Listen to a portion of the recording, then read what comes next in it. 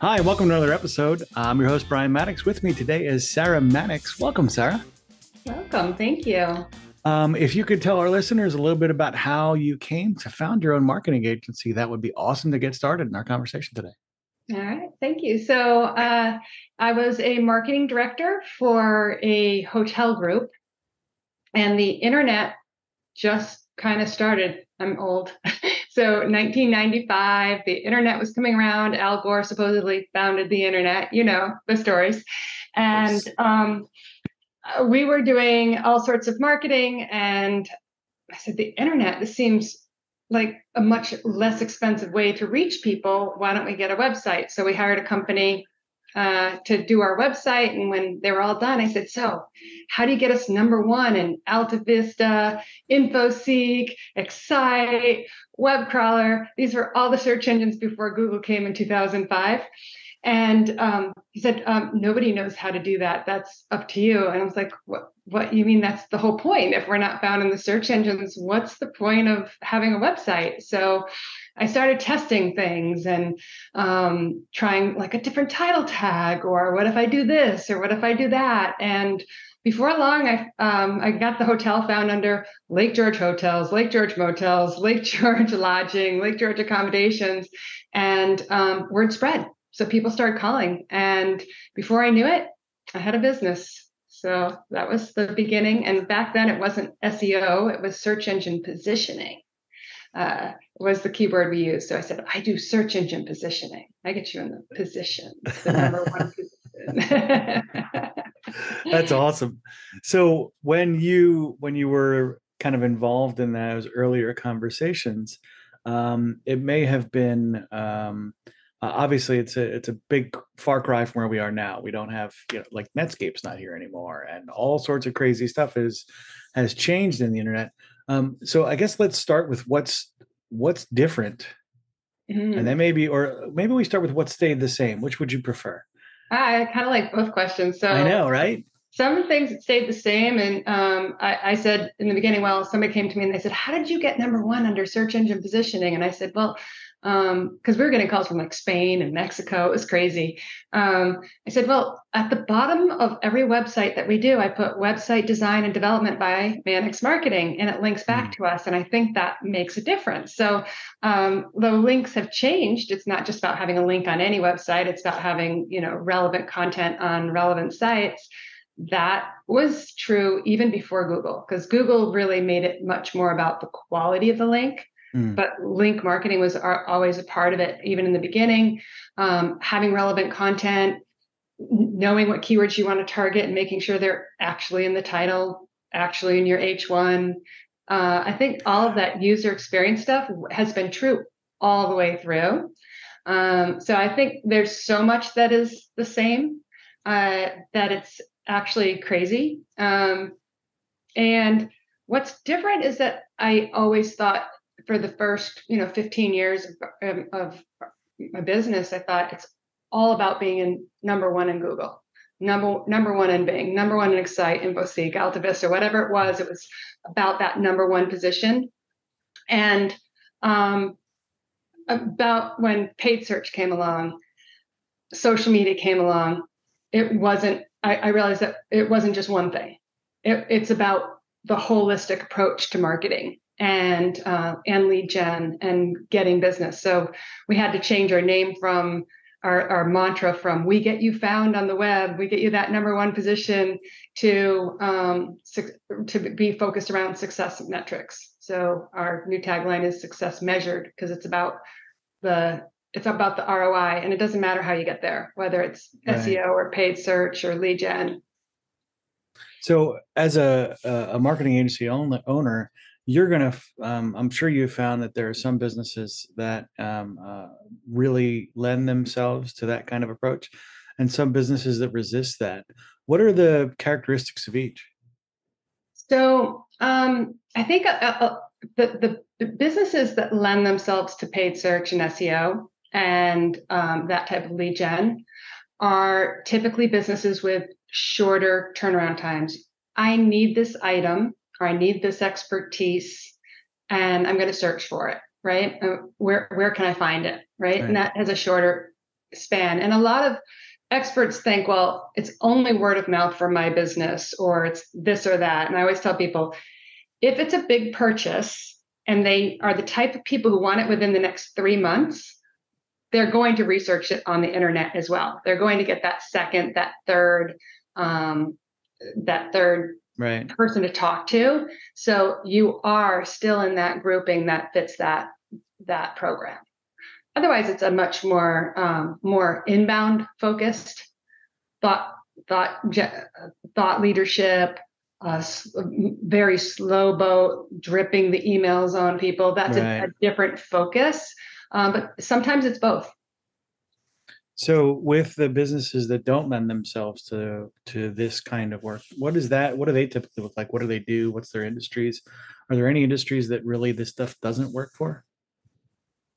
I haven't found any yet. Yeah, I'm thinking like I got to work as a marketing sort of rep at one point for a company that sells medical refrigerators, Mhm. and like the search volume on that is Yeah. really, really low, right? Yeah. So how do you deal with some of those hard to market kind of items, or hard to market services with the clients that you represent? Yeah. So we actually have a client very similar. They do massive uh, heating and cooling systems that go on top of Mm, buildings that are worth millions of right, dollars. right, And those numbers are very low for somebody who doesn't know who they are and who are searching for it. But when you're selling something that's $1 million and you're number one in search, they actually do SEO and they have such great ROI, because if there's right, 50 people a year searching for it and they find them and they sell $1 million cooling refrigerant building right, right. solution, they've paid for their SEO and their paid search for the next 7 years. Yeah, right. So I think people say, oh, that doesn't, there's so few searches that doesn't count. They, believe it or not, even those really weird industries, we do have some of those clients, and they do convert. So But what are give us some examples of some of these maybe harder to market industries where you can get those conversions out, and maybe some of the novel approaches you've had to take to do that that are above and beyond things like paid search. yeah, um, so when we work with the niche, say, let's talk about the refrigerant Hmm. people, right? They're usually part of an association. There are usually niche magazines and niche publications that speak to their audience. Mm, They usually have a very defined client that they're focused on. And so our approach is to work with them on those thought leadership pieces. What are people asking about it? What they want to know? Who are they comparing you to? So it's this company versus this company, and this product versus this product, or this type of product versus that type of product. And we write that content that their salespeople are asking, or people are asking of their salespeople. mm, And then we distribute that on wherever they are. So if they're on LinkedIn, we've already LinkedIn as the owner to everybody in that association, everybody that's on their lead list, everybody right. that's in their CRM, and we're putting it out there as an ad to drive them to want to read the article, drive them back to the site, and fill out a lead gen form to learn more. So just keeping that top of mind, and pulling them in. And it might be, so there are associations that will, if you are, and magazines that if you advertise with them, they'll give you their entire membership list, and they'll give you, Right. they'll do partner emails for you. So you can say, look, we'd really like to write an article for all of this association's membership. Can we do that? Right. That's awesome. So those are some tactics we've used, and then if they give us the email list, then of course we use that to Feed them retarget outbound, that right? group on social, so that they're just constantly see them. They got it in the email, now they're seeing it on social. That's a pretty powerful way to get in places where they've got those trade magazines and stuff like that. I know there's a lot of the industrial and equipment kind of manufacturer stuff that has those kind of trade focused magazines. What about the stuff that's like, I guess there's lots of folks in the business, back in the day when you were doing like keyword advertising, for example, the insurance keywords, any one of them was like $30 a click. How do you get like past that, or the personal injury attorneys and stuff like that? It's hard to market, but in a different way. It's not as crowded an environment. It's actually crazy loud. How do you get past Mhm. that? So first of all, if it's $30 a click, it's probably because that client has recurring either has incredible value to the organization, Mm, or there's a lot of recurring revenue. So it's getting the client to understand the ROI on that. And if it is $30, it's because if you do a good campaign, the ROI is there. If right. you understand the lifetime value of the client, how to calculate that. Say we're talking about personal injury or insurance. A lot of customers tend to say, "Oh, I can take care of somebody anywhere in the world," right? So I want my Yeah. campaign to be in Alaska, in New Jersey, Right. and da da da. But they're in Pennsylvania, right? There is something to your brand name, and there's something to people who are locally connected to you. So if there's enough demand, there's so much demand for that product, for that service. It's okay to be geo constrained, even though you don't want to be, because you will convert those people better Right. and focus on the geo targets that make sense. So not only constraining it really well by hyper defining that keyword and getting very niched into what specific, just not personal injury law, but what kind of motorcycle accidents. Right. Was it with a truck? Okay, truck motorcycle accidents. Yeah, we do just that. Yeah. Yeah. And Yeah. only in Philadelphia. Bam, you're number one. And yeah, you can pay $50 for that because you're going to convert that person if you have great case studies, great results. Right. You've Social proof, all you've that done stuff. that social proof, and you have a really targeted landing page. So it's okay to go really narrow and just keep going even more and more narrow. So so what I'm hearing is that anyone willing to pay, or anyone with a pulse and a checkbook, is not a sufficient information for you to target them for SEO. Is that right? That's true. I've the number of clients that I've worked with in the marketing space where I'm like, so who's a great client for you? And they're like, anybody that'll pay. We have specific industries that we do really well, that we have really narrowed down on, and we have been in business for 26 years. So Mm, we have done many industries. So, but if I were only a 5-year-old agency, I would not recommend that. It's a nightmare and it's just too much. You can't do everything well. You can't. right. We don't say we do everything well. We say we do SEO well. And we can Right. do SEO well for anybody, but do we want to do it for everybody? No, no. So you can go horizontal or you can go vertical, but you can't really go both. Right. And I think you can go both. Really? We can go both, but I can go horizontal. I can go vertical, but my dream is when we hit both.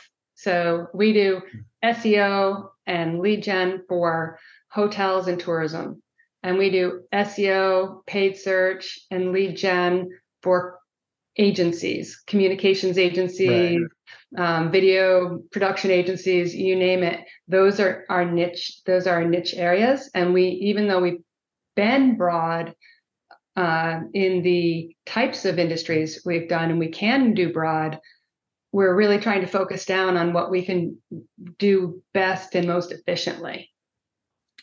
So are there cross-functional learnings when you do have that kind of exposure, though, since you've worked in so many different industries? Are there things that you've picked up, let's say, from marketing in the insurance space that you were then able to take into the hotel and hospitality space or things like that? I mean, there's got to be some value in having that breadth of exposure as well.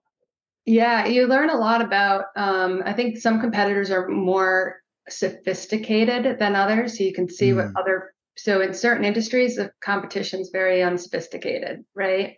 And then in other industries, they're really sophisticated, and you can take what you've learned from that industry and what they're doing really well and do it in an industry that's maybe not as mature. That's definitely a great opportunity.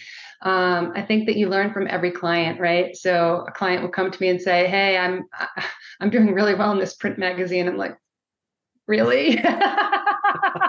Really? I said, all right, let's take this up a notch and target their readership and Right. talk about getting their their email. And then you take that from that specific client, and maybe they're in finance, and then you talk to the next one. You say, are there any magazines? Are there any that people are actually still putting ads into? And if they Exactly. are, because you are so niched and they are very well respected, then there's that same opportunity that we just did with this other client in your industry. So I think that is fun about when you do more than one industry, you taking what you learn from one client and applying it to another, for Right. sure. So you've mentioned your specialties. I'd love to know just a little bit more about what makes, like, let's say, the hospitality stuff specific and unique, and what are the challenges of marketing in that space? Okay, so I started my business in Lake George, New York, which is a destination. So it just kind of fell on our lap, Mm, and it was before there was Booking.com or any of those. So we right. bought LakeGeorge.com to create a guide, an online guide, like everybody had the travel guides in their Yeah, hands yeah. that would tell people all about Lake George because the chamber wasn't doing it, all of that. So we kind of fell into the tourism niche. And I think what's really fun and interesting about that is when you get really good at, say, hotels, when the client calls and they say, hey, what I don't like my booking engine. I'm on Synexis. What do you think of Think reservations, or this one or that one? And you're truly that expert because you've had experience with every client, and you know these things that aren't even related to what you're doing for them, but you Mm, become their true expert because you know enough about. You can talk about occupancy rates and what an average conversion should be, and you have a really strong. You know for sure whether you can make money for them or not, right? If you could take somebody from a new industry, like, hey, we can give it a try. I can't guarantee it'll work, but if you've done 100 hotels and you've done marketing for them and you've done the paid search and you know the cost and you know all these other factors, you know what kind of ROI you can give, and you can tell them really clearly, like, okay, so you want to make another $1 million next year. This is the return on ad spend you can expect. So if this is the budget you need, you don't want to spend that budget. This is going to be your return on ad spend. It's not a question. It's just a very clear conversation. right. So it does become really easy when you have a niche and you know that, and that's half of our business is tourism, and they love it, they live it, they breathe it, and but it's small business. I wouldn't recommend doing tourism, honestly.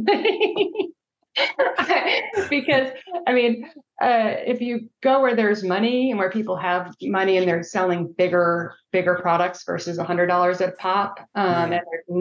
there's limited inventory they can sell, right? So your budgets are limited if you're working with independents versus, say, Hilton. Right. And so yeah, So, so don't, if you have a bed and breakfast, great, but don't go start one. Is yeah, that what right. I'm hearing? So yeah, like if you have 20 bed and breakfasts, but you also have 20 pharmaceutical companies, niche in the pharmaceutical company area. just saying. I would, Nice. if I didn't have 20 years of experience in tourism, and that's why we've branched out into other things, because it is more profitable, and The budget's challenging easier to and come by. fun. Yeah, to have a different niche. Yeah. Yeah. So I guess that's a great segue to the next conversation, which is, who is a great referral for you? Who would you like to talk to? Who's your sweet spot? Communications agencies. So there's a lot of PR agencies, communications agencies, video agencies, people who are in the agency space who are struggling with their pipeline. Mm, and they don't, they know how to market other people, but they don't how to market themselves. That's our sweet spot. We're really good at helping them grow their leads. Yeah, I think it's one of those paradoxical things. Like, what is the saying about attorneys? Like, someone who represents himself in court as a fool for a client. I think in many ways you almost can't do your own marketing. The blind spots are just too big. Yeah. Um, which is probably an unpopular opinion. But if you want to talk to me more about that, hit us up in the notes below on the YouTube video.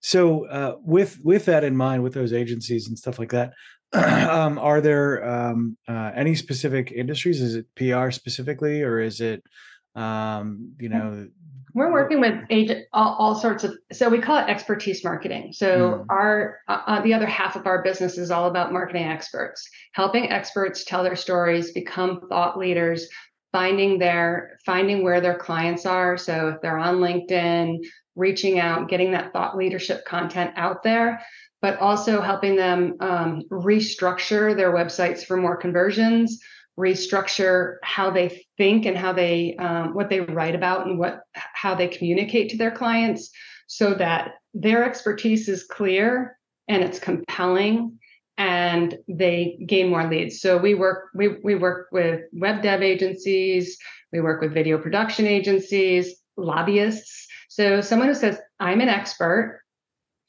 this is what we do, but all of my business has been word of mouth, referral. It's all that natural because I'm a great leader and I'm out there, but that is not consistent enough for us. We want to have an ongoing pipeline. Maybe I want to exit, and in order to sell your business, you can't be the source of all those leads. It has to be a third party. So that can really help a lot. And we love working with agencies because they get what we do. We don't have to explain it. They understand and they appreciate it. So that's been a lot of fun for us. So I guess the last question here is, in the process, obviously we've talked about you've been in the internet marketing kind of space for a very long time, long enough to remember things like Prodigy. So, I mean, we're in a situation now like where there's been some insights I'm sure you've picked up along the way, stuff that has withstood the test of time.